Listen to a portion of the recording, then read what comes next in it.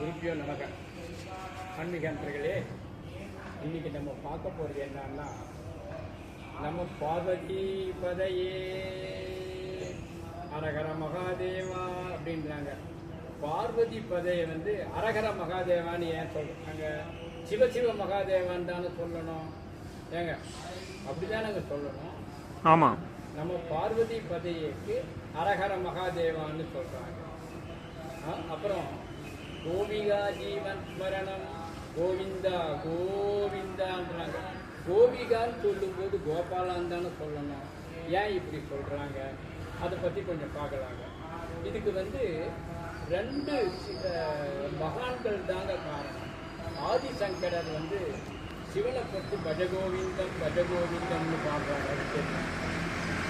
திருஞான சம்பந்தர் என்ன சொல்லியிருக்காருன்னா, இதை கொஞ்சம் நல்லா பாருங்க. திருஞான சம்பந்தர் அவருடைய திருமுறையில் சொல்றாரு.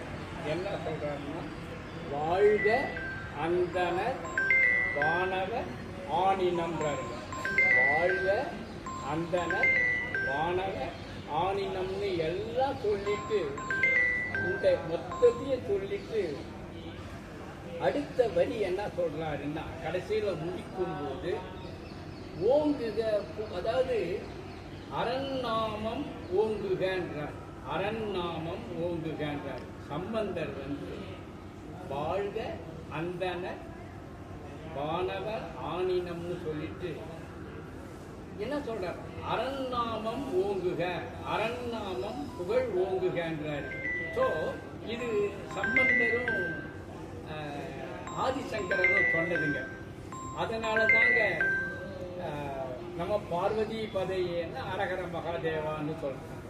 அதாவது ஒரு ராஜாங்க, அந்த ராஜா வரகுண பாண்டியன்னு பேரு. அந்த ராஜா காட்டுல எல்லாத்தையும் வேட்டையாடிட்டு குளக்கரைக்கு வந்தாங்க.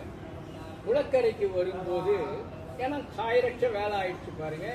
அப்போ அவனுடைய நித்திய கடனை முடிக்கணும். அதுக்கோசரம் அங்கே வந்தாங்க. அந்த இடத்துல தண்ணியில் இறக்கும்போது தவளையெல்லாம் கத்திட்டுங்க. தவளை கத்துறது அவனுக்கு ஹர ஹர ஹர ஹர ஹரன்னு கேட்குதுங்க. அதனால கொஞ்ச நேரம் அப்படியே நின்றுட்டாங்க.